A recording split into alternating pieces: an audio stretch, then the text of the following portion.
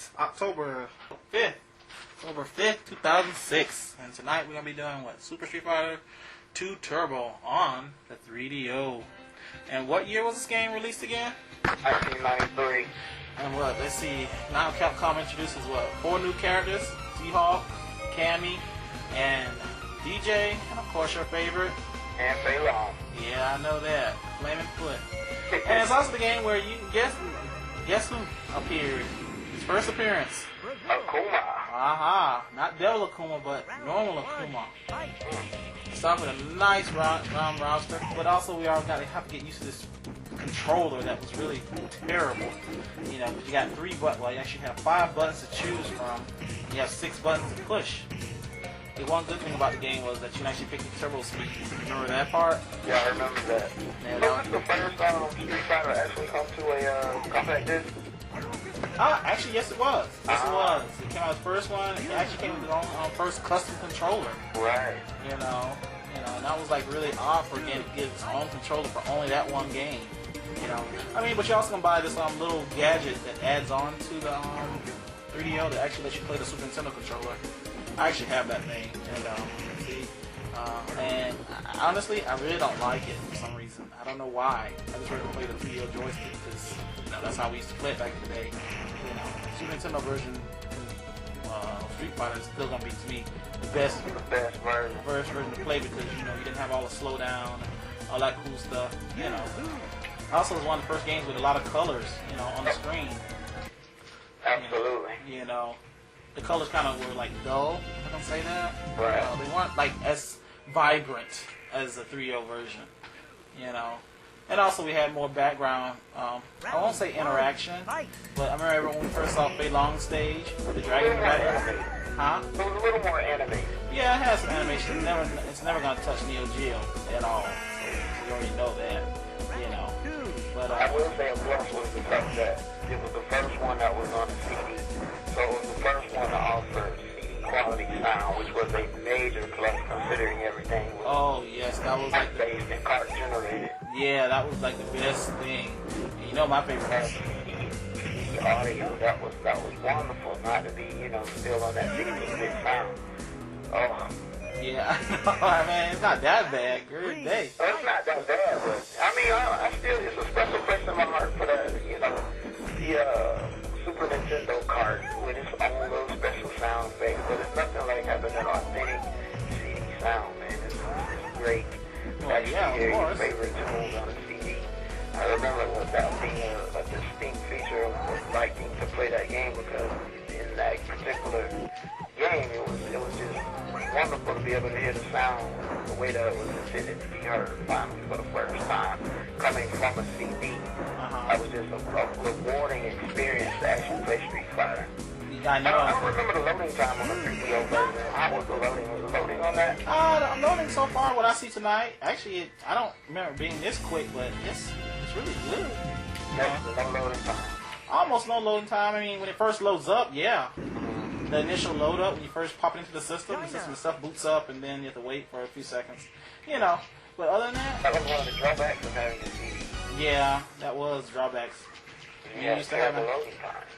Exactly, the loading time. That was the one thing, too, that we did. They kind of brought the 3DO down. Yeah, but remember, we had super long load times with the Sega CD.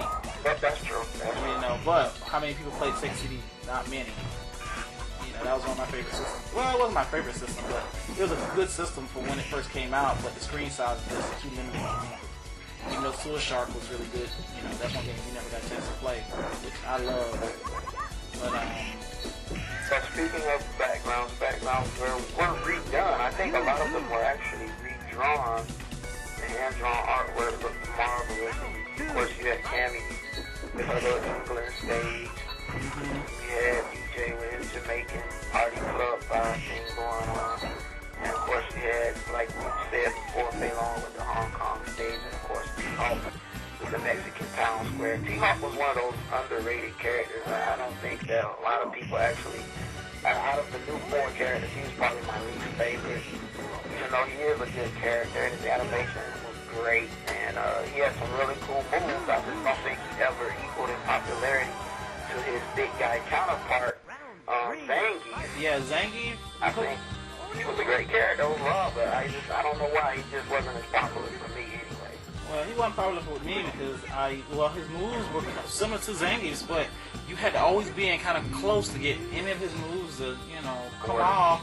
And if you weren't close, you just kiss your butt goodbye. Well, I think he's definitely not a player for the beginner. No, he's not a beginner. I mean, some people, they can push the button really fast with his kneeling crouch, I think it's medium punch or quick punch. It's really, really good. Yeah, Fei Long was a pretty easy character to use and probably one of the most, enjoyable. He's like very animated.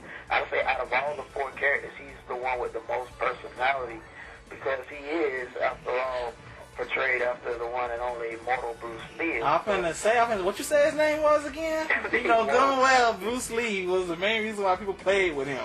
They see him go, whatcha? with his hands and hump the screen. Ah!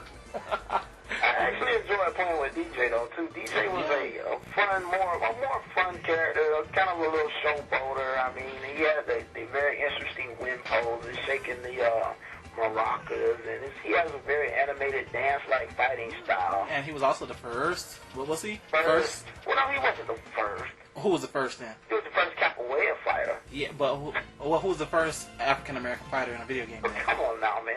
Don't even try me like that. Killer Instinct wasn't out yet. Come on, man. You're forgetting about another sub-boss, Street Fighter sub-boss. Balrog? Yes, Balrog. Thank you. Oh, that's right. I forgot. Thank you. You got me good. That's some good trivia right there. That is some good trivia. The first African-American, I bet you don't know who the first African-American female fighting game player was. Orchid.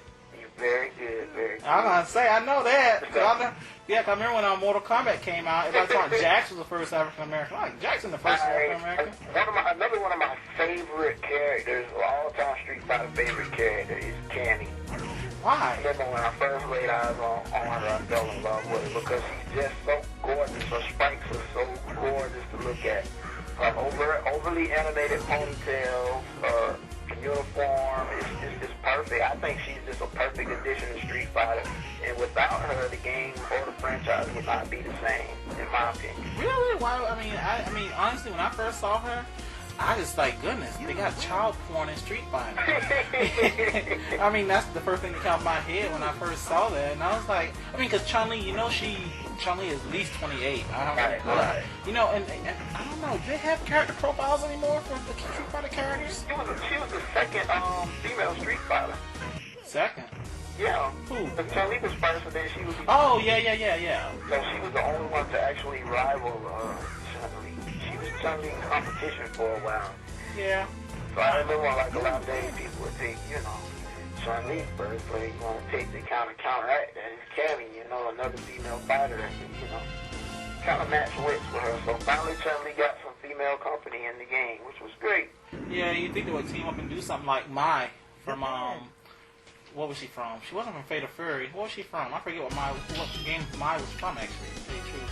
Is Mai from Art of Fighting, or is she from Fatal Fury? I don't know, because see, I have Art of Fighting, and she's not, I never got to the end of the game. She's from Art of Fighting. I think she's from Fatal Fury. Yeah, I think she is, because remember she has that swan dive. Yeah, you can see I'm not up on my SNK. Yeah, I'm not really up on my SNK either. I'm sorry. Back in the day, you know what a Capcom fan is. We Capcom fans. I think that Capcom and Street Fighter, the whole franchise was bigger in the U.S. than it was like other places. Well, of course. Be a Capcom fan. I think Street Fighter was more mainstream back in the day anyway. And even now, I think Street Fighter is still a little more mainstream. But the sad thing to say is that it seems as if SNK, the franchise for SNK, is going to outlive Street Fighter due to the fact that the fans are, requesting these games, or at least the game company, SNK, is still supporting their games. Well, of course, SNK is taking care of their user base. They because this is a fan-powered consumer base. When you go to Japan, when you say Iori, you see kids walking around with his clothes on, looking with the same kind of hairstyle. And this is not goth or anything like that. This is like a super different fan base, I want to be a part of it, but I'm not, I just can't,